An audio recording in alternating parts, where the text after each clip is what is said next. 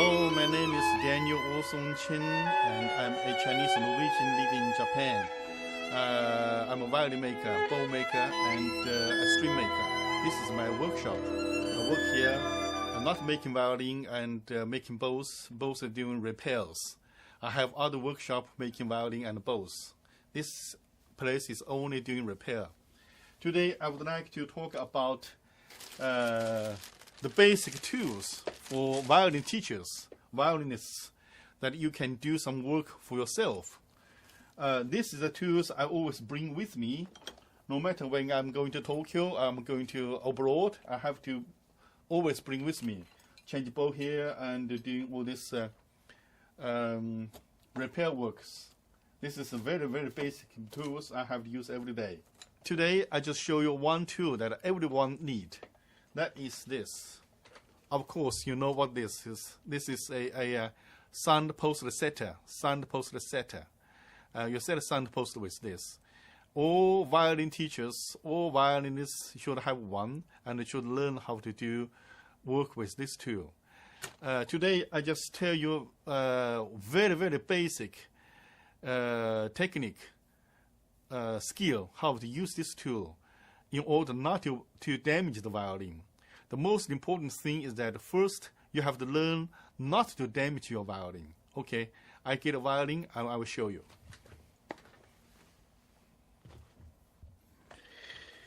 When you see some old violin, you can always see some damage here at the F hole, damage.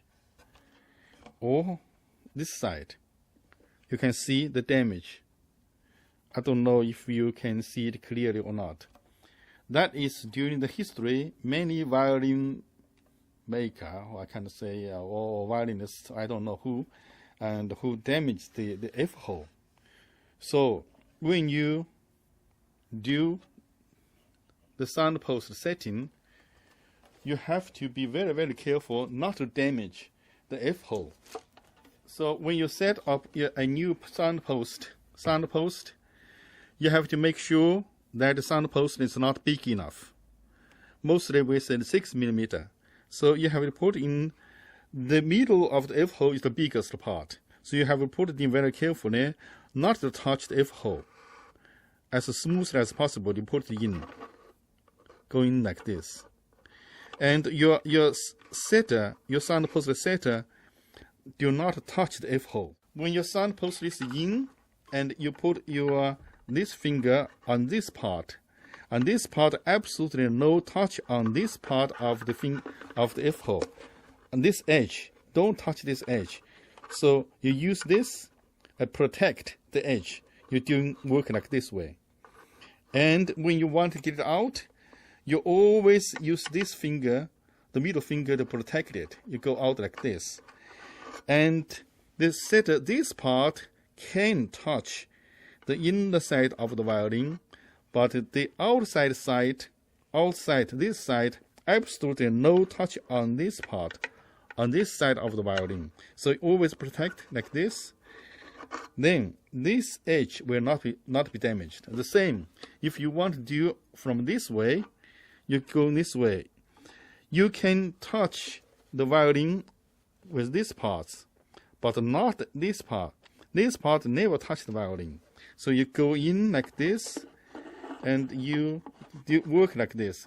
And you always use this finger on the outside to protect it. And not let the setter touch, not let this side touch this edge. You can touch this edge, but not this part. Because if you touch this edge, it's inner. So you will not damage the F hole. But if you touch this part, it will damage the F hole. So this is very basic. If you want to adjust the sound post by yourself, use a setter. Make sure this side, then this side, the outside two sides of the F hole will not be touched.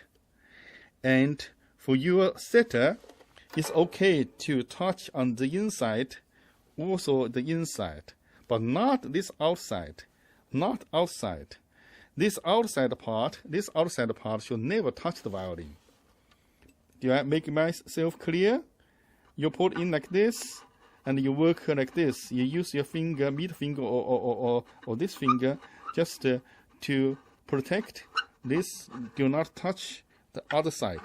And the same, if you do this way, you can touch this side, but not this side, not this side. Okay? So this is a very basic technique, skill. First, you don't damage your violin, then you make a good sound off your violin. Okay, that's all for today. Merci beaucoup. Au revoir. Bye bye. Arigato. 再见。